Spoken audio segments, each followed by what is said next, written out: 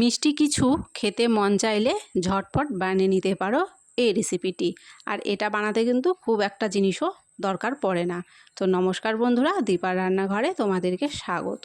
তো প্রথমেই আমি বসিয়ে দিয়েছি দুধ। তারপরে দেখো দুধটাকে জাল করে এখানে কতটা আমি ঘন করে নিয়েছি। যা দুধ নিয়েছিলাম তার 4 ভাগের 3 ভাগ কমিয়ে দিয়ে 1 ভাগটা এখানে রেখেছি। তারপরে এখানে স্বাদের জন্য আমি দিয়ে দিলাম চিনি। চিনি দেওয়ার পরে আরও 5 মিনিট এটাকে আমি খুব ভালো করে জাল করে নেব।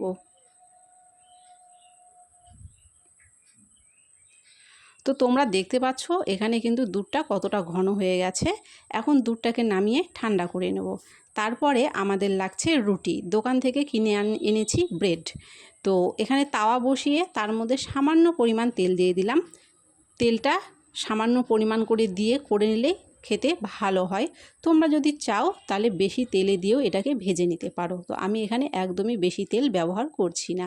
তারপরে দেখো দোকান থেকে যে ব্রেডগুলো কিনে এনেছিলাম সেগুলোকে আমি কোনাকুনিভাবে এখানে কেটে নিয়েছি আর তাওয়ার মধ্যে এভাবে বসিয়ে দিলাম।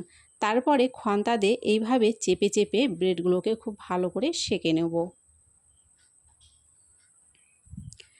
ব্রেডগুলোকে সেঁকার সময় গ্যাসের ফ্লেমটাকে কিন্তু আমি একদম লো করে দিয়েছি। আর একটু হাতে টাইম নিয়ে এগুলো সেঁকে নিলে দেখবে একদম সুন্দর হয়ে যাবে, সুন্দরভাবে সেঁকাটা হয়ে যাবে।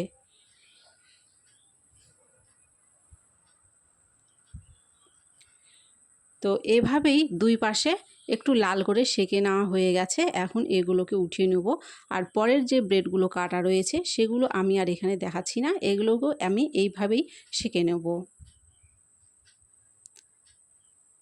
তারপরে দেখো এখানে ব্রেডগুলোকে একটা প্লেটের মধ্যে আমি সাজিয়ে নিয়েছি।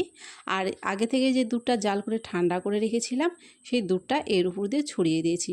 দুধটা দেওয়ার সময় কিন্তু তোমরা দেখতে পাচ্ছ এটা কতটা পরিমাণ ঘন হয়ে গেছে। এখানে কিন্তু আমি কোনো রকমের গুঁড়ো দুধ বা কোনো রকমের ড্রাই ফ্রুট বা কোনো কিছুই ব্যবহার করিনি। শুধুমাত্র লিকুইড দুধটাকে ঘন করে একটু জাল করে নিয়েছি আর স্বাদের জন্য দিয়েছি চিনি। তো তোমরা যদি চাও এখানে কিন্তু ড্রাই ফ্রুট ব্যবহার করতে পারো। কাজু বাদাম, কিশমিশ বা অন্যান্য যা আরও আছে ড্রাই ফ্রুট সেগুলোকে একটু কুচি করে কেটে নিয়ে সুন্দর দেখানোর জন্য এর উপর দিয়ে সাজিয়ে দিতে পারো। আর যদি না দাও তাতেও কোনো ব্যাপার নেই, ঝটপট এইভাবে বানিয়ে কিন্তু খেতে পারো একটা মিষ্টির রেসিপি।